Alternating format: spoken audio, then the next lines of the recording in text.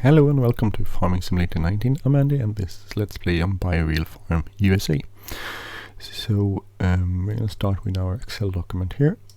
I want to point to a few things. I harvested my corn, so I got 37,791.5 bushels of corn.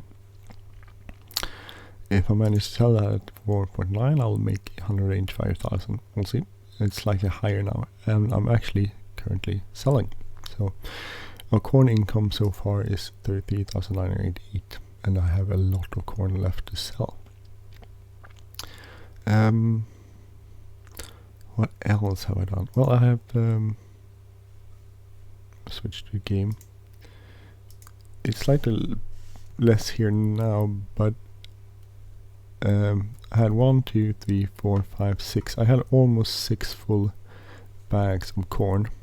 So that's a lot of corn. I have sold off 1.5, I guess. So, and I have these left to sell. So I have a few left to sell. So that's what I'm going to do on this episode. I planted oilseed radish on all of my fields. So all of these are planted with oilseed radish, so we can cultivate that into the ground next in the spring. So if you look at our fertilization levels, you'll see that these are the ones that I have plowed once, and I'll cultivate the ones. I'll cultivate them next time around, and they will have level 2 fertilization, and this will have a level 3 fertilization. So, and then I won't have to spend as much on fertilizing as I probably otherwise have to do. A couple of these fields are going to be in fallow next year. I think 110 will be in fallow, for instance. That's it. So it took me 12 hours to plant these fields. I real life 12 hours planting. That's a lot of planting. It did cost me quite a bit. I had to remove the dual crop tires on the back, because otherwise I can't fit it into the cell point. It gets stuck. Okay, so my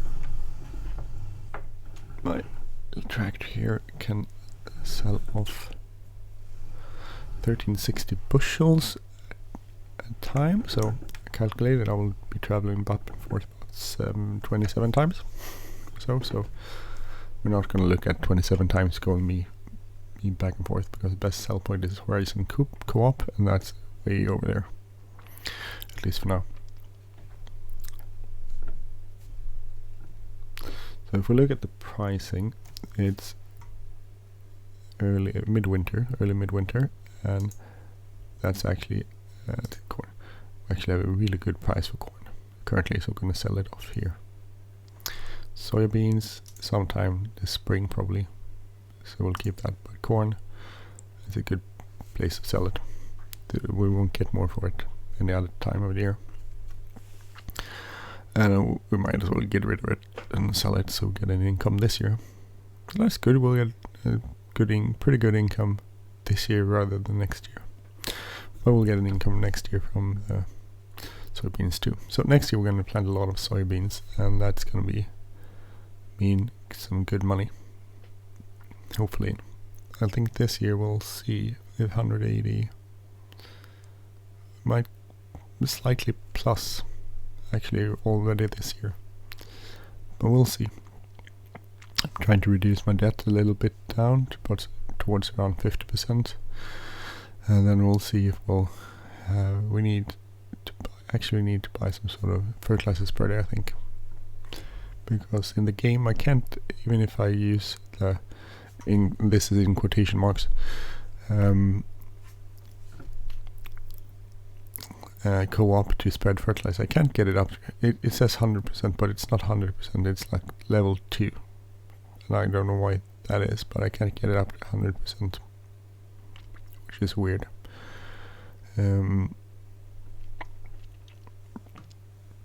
So I need to spread it manually.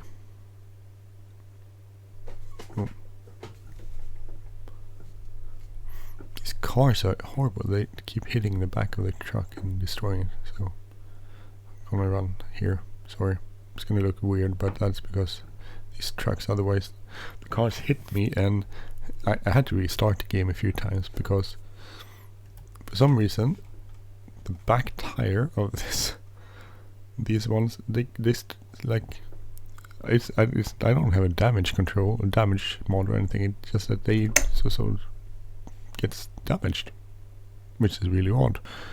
And then you can't drive the thing. So that's because the cars don't slow down. They just hit the back of that trailer here, which is really odd, but that's the way it is.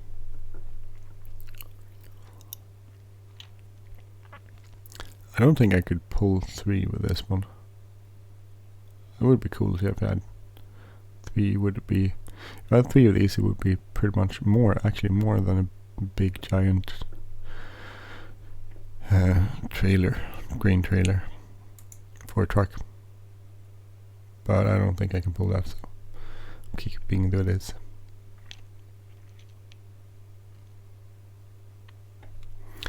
This holds, I think it's 23, so 46,000 liters. Which is pretty good. A trailer and a truck would bring slightly more. I think you get like 60,000 liters. But you don't have that, so we'll do this. It'll take slightly longer, but it won't take that much longer. Even a truck would keep busy running up and down selling corn or whatever you have in it. So that's, well, we'll do this. So again, approaching Horizon Co-op, we're gonna sell this.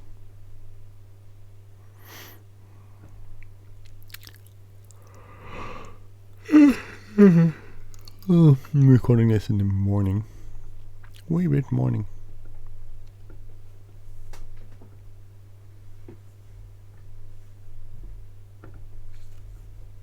Can see if I car approaching from the back. Well, made it. I guess in real life you would go drive up here and you would sort of have this arm lowered in there. We'll check on it somehow. Know how that works. And then you would have probably that lowered in there. And we'll check somehow, and you get some sort of receipt for how much. I don't know if it, maybe it checks. I don't know. If anyone knows, put that in a comment. If anyone knows what it does. You get weighed in, and then you would go and sell this.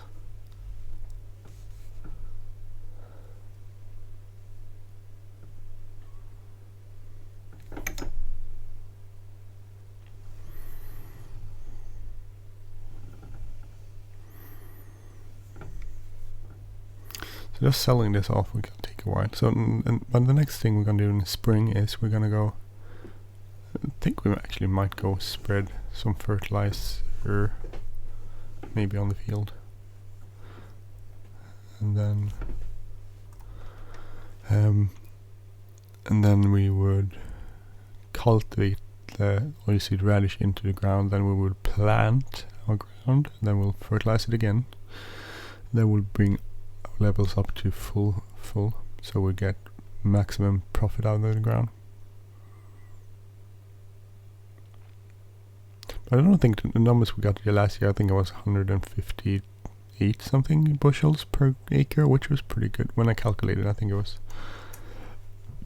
I'm gonna go see, I think it was, no, actually 182. We got 182 bushels per acre when I calculated what we got off the ground, which was, if you looked at the calculation, the combine, it was like 164.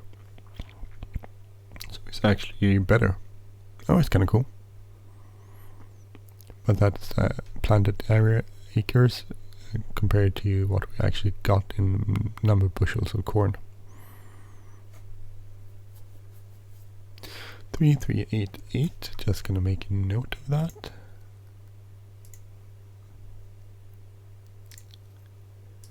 So plus 3388 plus 3388 because there are two of these. So 40 grand. So we'll sell off the next one.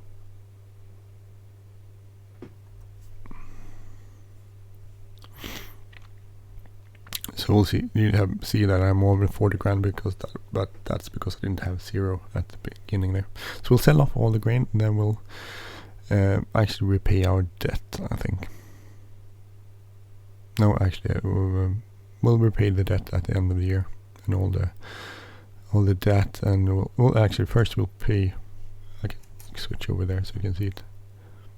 So I calculated what we need to our expenditure. So our expenditure, what we need to deduct from our actual money at the end of the year is 161,681. So this is what we need to deduct firstly, and then we'll have that's already income, but then we'll have these two as income. These are our salaries, so we'll have whatever we get here, whatever we get now from the corn, with this will be our income. So then we'll deduct this and we'll see how much we have, and then we'll see how much we'll repay. We'll repay it. We'll need to repay our short-term loans, which is 45 grand currently. So at least, so 68% loans currently. That's a lot. We'll see. So it's empty, right? Yep. Okay. So you would go out, you would, I'm thinking going on to the other scale here.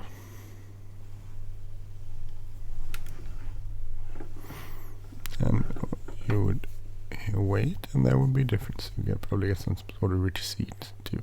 So now we're gonna go and refill this again. So I'm gonna do quite a few of these trips up and down this map.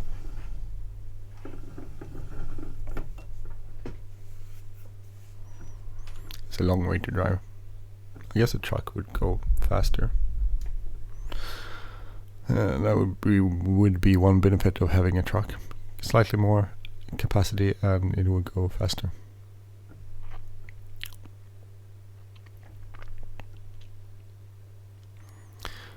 But we'll see. So I'm not planning on expanding our fields or renting more field. We have at least about 500 acres and we're gonna plant that. It's a pretty big farm, but it should be able to sustain itself, I think. I'm hoping.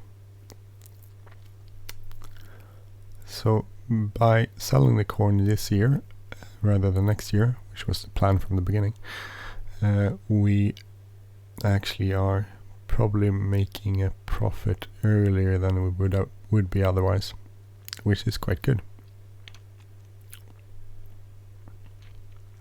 I have such dreams of the farm though. First we probably need to decide if we want to do bins for storing our corn or if we want to do bags. I'm looking, the amount of corn we had this year, 37,000 bushels. That's a pretty big set of bins to store that. So I don't think we're gonna be able to do that. We will have to sell off corn all the time, so I'm thinking we'll probably stick with the bags. It's more flexible, so we'll stick with the bags, but we need to buy the equipment for the bagging. Now we're leasing it, so it's expensive. We should own it if we're gonna focus on it. Then we only had to buy bags.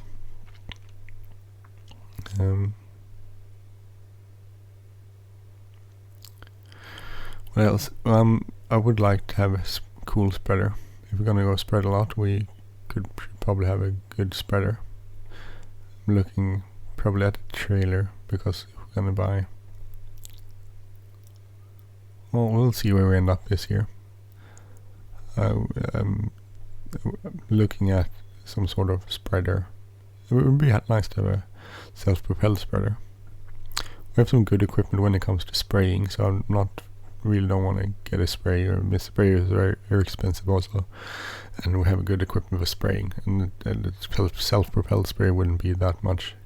It wouldn't have much more capacity, and it wouldn't go faster, and it wouldn't have greater width than the ones we have already. So we're gonna stick with the sprayer we have. But spreader, that's something we need to look into, and we might go with a self-propelled spreader. Looking around for sales, and I have found one, and it's quite old, but I think it would work, and that was $38,000. So we might, we'll see, might actually be able to buy that from what we own.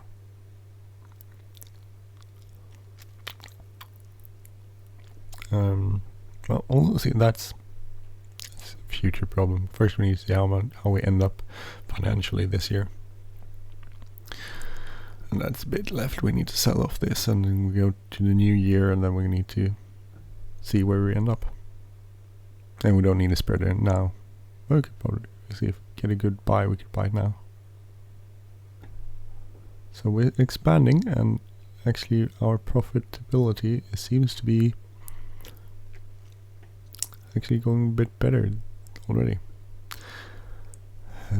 Since I have the mod installed, which makes you go into the ground if you have crappy tires. These are small tires, so I actually tried to take my trailers over the ground, over the oilseed radish crop, and I got stuck. So I'm not driving that way again. That was pain. Let's see if we can manage to get this where we want it, which has been a bit of an issue because it's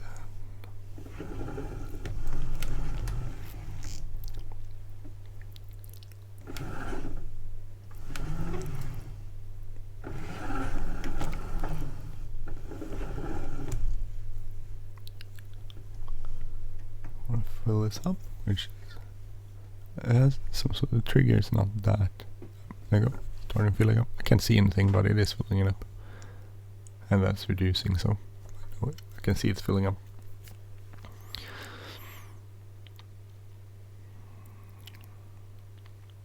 Now it's quite tight turning around here, especially with those sprayer containers there.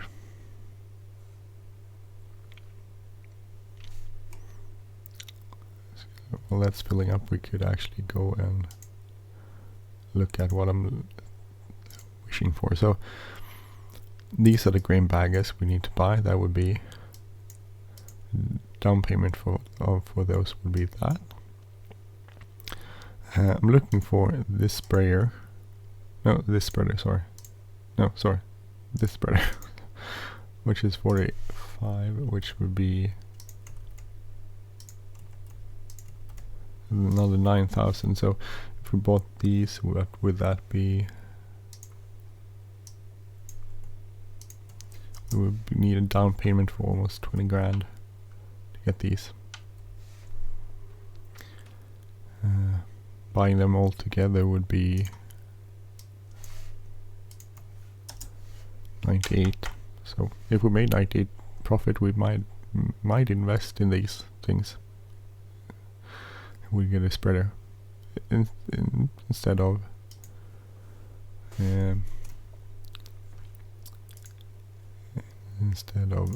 repaying our loans. We increase our value on the farm in a way. So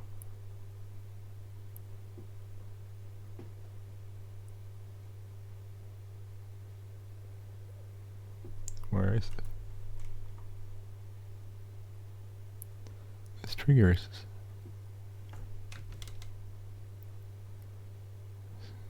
Touchy. Oh, there was something there. There you go. So it's really touchy, which is odd. But this is what I'm doing. Going back and forth and selling corn. Maybe not the most exciting task at hand, but it needs to be done. It's now we're making money. We like income. Income is good. See, 1360, right? So quite a lot. So So you definitely, even if you're just growing corn or soybeans, you do definitely need a lot of machinery, I guess. I was actually listening to the radio yesterday, and they were interviewing interviewing a couple of people on radio about farming practices and which ones were the best. And interesting, one farmer pretty close to where I live, they interviewed him. He had, I think, like 1,500 hectares, which is quite a lot. But he said that he basically does the same thing as his neighbors do. It's just that he does it on bigger scale, so he can afford GPS driven tractors with GPS in them. He can afford spreaders with sensor that actually measures how much nitrogen you need to spread and spreads the right amount. So he has like pretty good equipment for doing all of this, which he can afford because he has such a grand scale on things, or big scale farming. And he says there's no difference in, people think that smaller scales equals more better for the environment. He says that's not always true. Sometimes if you look at ecologically growing stuff, that's true, of course, depending on how you measure it. But he said that he does farming the same way as his neighbors does, and they have smaller farms, and there's no difference there. So they were talking about that, but they actually had interviewed a professor at something called SLU, which is Swedish Agricultural University, I guess. And he said that's quite a lot of science saying that small-scale farming is actually better for the environment in certain ways. They do, and he said that it depends on how you define things. Is agriculture supposed to just produce food, because then you would do it in one way? Is it supposed to be diverse, to promote biodiversity? Then you need to do it another way. So it depends on what sort of purpose you've put into the meaning of agriculture. But there were several reports that show that smaller farms, or small-scaled farms, are better for biodiversity, which is an important thing, especially looking at the climate change. We need different kinds of crops and different kinds of insects and different kinds of animals, and everything differences to be able to find the ones that will match and be able to survive changing climate. So biodiversity is important, and smaller farms had more biodiversity because they usually grew several more crops, whereas the big farms tend to grow one crop or a few crops, fewer crops anyway. Smaller farms had smaller fields, which means that they have more the edges here along the fields. They have more edges along the fields, and that's pretty good for biodiversity, I learned. But it was interesting. He made the point that you can't really you need to figure out which way you want to look at farming or agriculture and where you want to go with it. And his idea was that you should probably have farming that's adapted to the needs. So if you need to go spray herbicides or pesticide, then you should go and spray herbicide and pesticide, because you need to produce food, and if we're going to have a bunch of land, which, by the way, at least in Sweden, the growable land is shrinking because we're building roads in cities. So I think it's shrunk by like 1 million hectares the last 100 years. But if we're going to use less ground to grow more food, we sometimes need to do that in a smarter way. So his thought was that if we need to use pesticides and herbicides, we should do that, if that's what we need to do.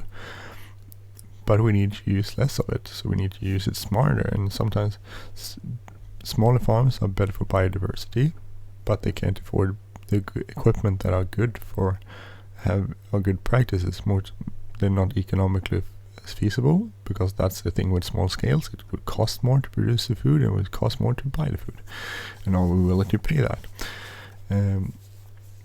especially if we want to produce the food in a smarter way, say using the big scale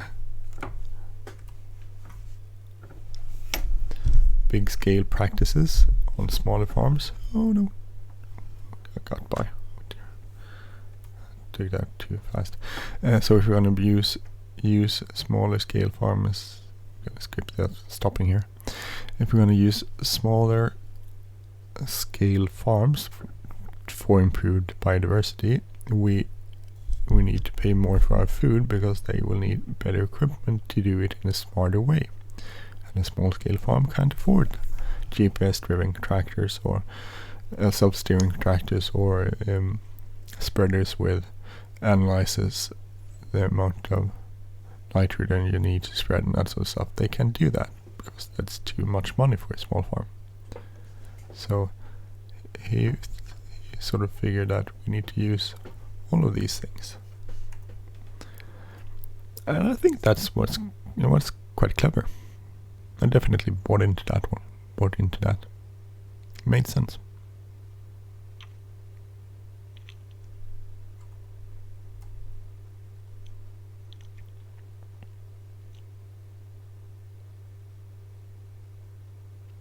I don't know if you would drive a gravity wagon at 31 miles per hour down the road.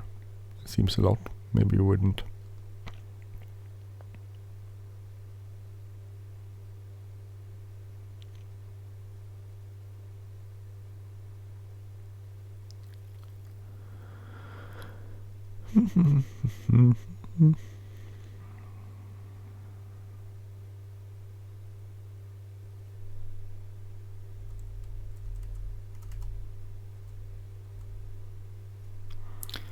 See where we end up here.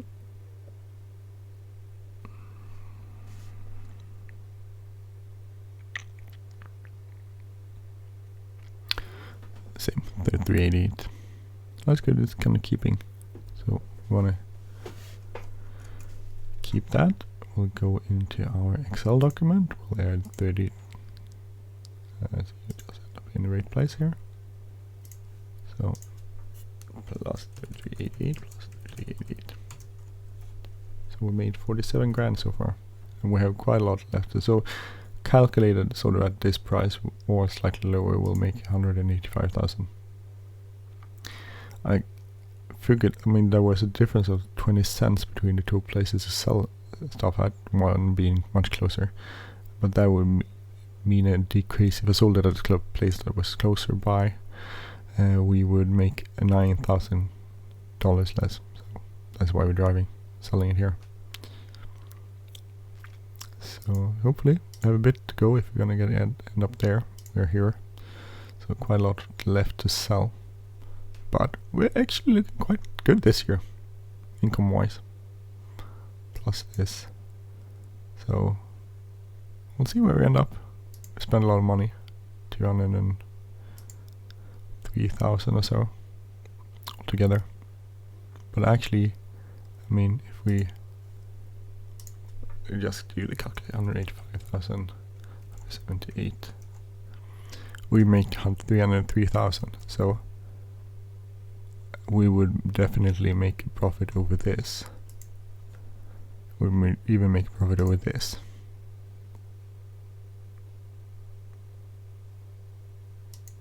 So we'll see. We'll see where we end up financially. I'll do an episode after that, show you how everything ended up